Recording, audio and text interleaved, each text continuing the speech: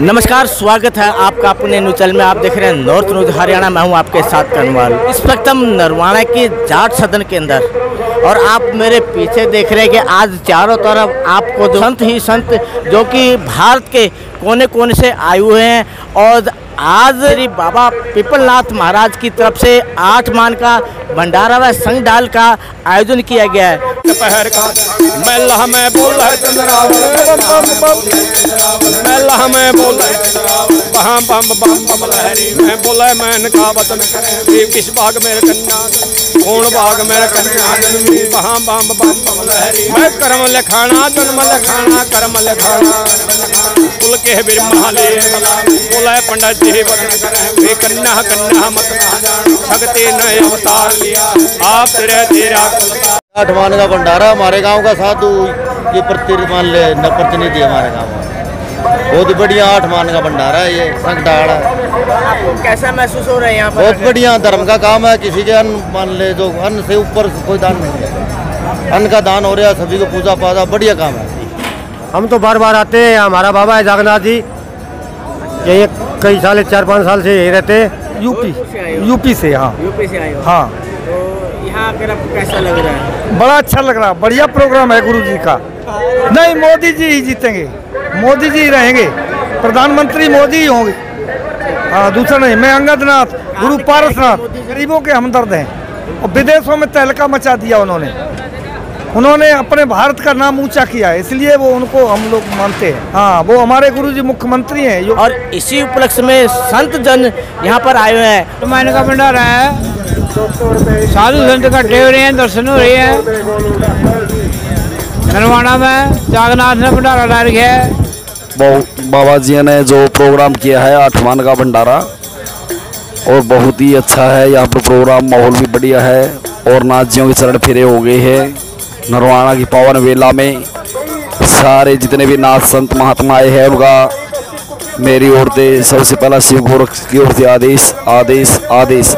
सभी भी भगवान को आदेश, 12.5 भी भगवान को आदेश मिला, और गुरु महाराज की दया बनी रहे। और पावन धरा नरवाना में इसी तरह साधु संतों के चरण पड़ते रहे। डेरे में बहुत तगड़ा भंडारा हो रहा है।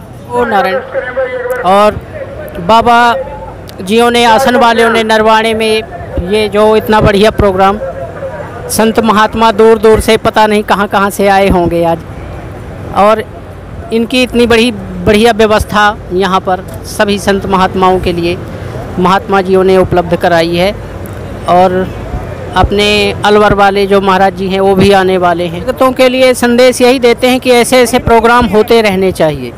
कार्यक्रम ऐसे ऐसे धर्म के हित के लिए कार्य हैं, ये धर्मार्थ कार्य हैं, सेवार्थ कार्य हैं, जिसमें हमारी जो आने वाली जो पीढ़ी है अगली, वो इससे प्रोत्साहित होती है। और हमारी ये भारत की संस्कृति है, सनातनी संस्कृति, उसके बारे में जो है आगे हमारी अगले आने वाली पीढ़ी प्रेरित होती है। प्रदेश के मुख्यमंत्री योगी आदित्यनाथ के भी आने की संभावना थी, परंतु वहां आज मतदान का तीसरा दौर चल रहा है और व्यस्त है। इस कारण जो है योगी आदित्यनाथ यहां पर नहीं आ पाए। और तिजारा राजस्थान से जो विधायक है बालकनाथ बाबा चांदनाथ असल अबोर वाले के शिष्य हैं और अलवर से पूर्व सांसद हैं। पहले तो जो नॉर्थ न्यूज हरियाणा की तरफ के जो ये टेलीकास्ट किया जा रहा है, उसके लिए आपका बहुत बहुत धन्यवाद। जो ये बाबा पिपलनाथ जो आसन वाला डेरा पंजाबी चौक के पास, वहाँ पर से 8 मान का यहाँ पर भंडारा लगाया जा रहा है।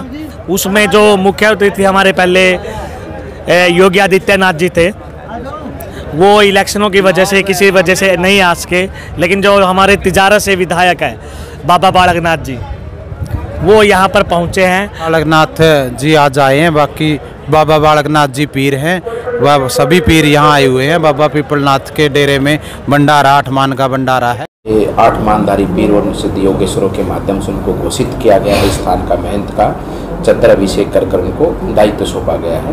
तो यही सब इस भंडारे का मूल आज का उद्देश्य रहा है। नरवाना में तो ऐसा नहीं है, काफ़ी कुछ दिन पहले भी सर्दी का, जब सर्दी का समय था तब भी आया था।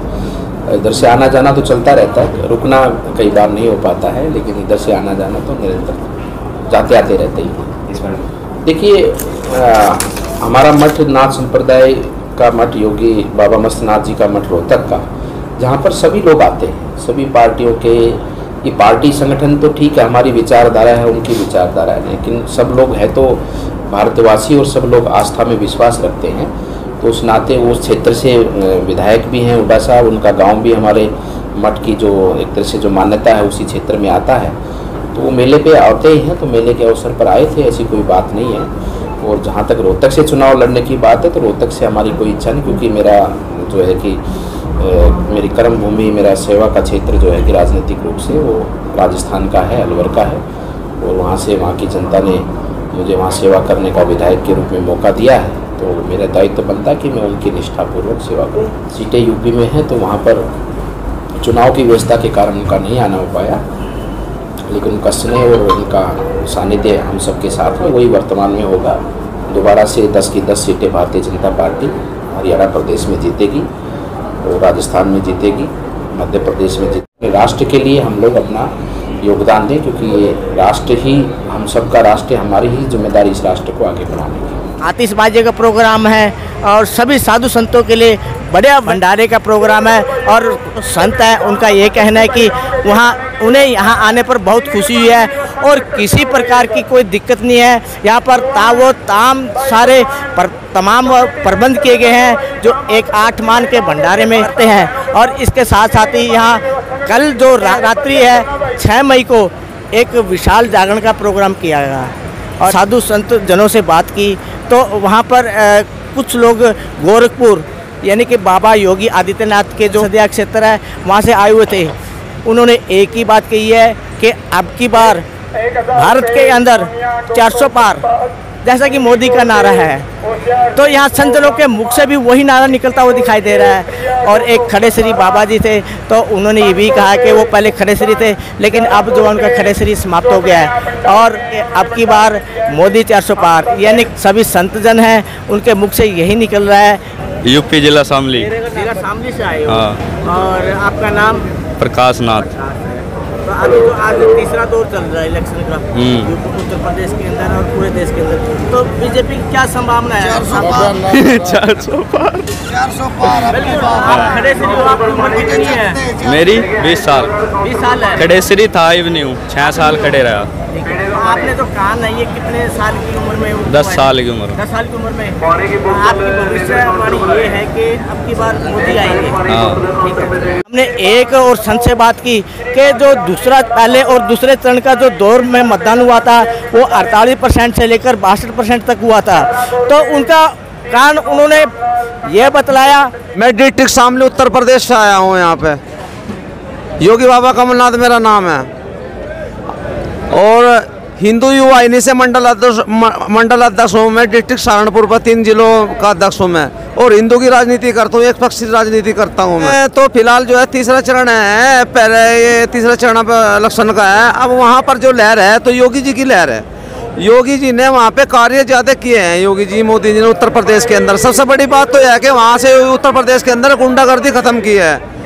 गुंडागर्दी सबसे ज़्यादा थी। पहले 2 चरणों में कम मतदान हुआ, उसका कारण क्या था? उसका कारण आपसी मतभेद हुआ है। जैसे कि बहुत से ऐसे नेता रहे हैं वो टिकट मांगते रहे भाई। उधर सुरेश राणा जी है, पूर्व कैबिनेट मंत्री सुरेश राणा जी है, पहले चरण में आते हैं, हरियाणा लोकसभा पड़ती है हमारी।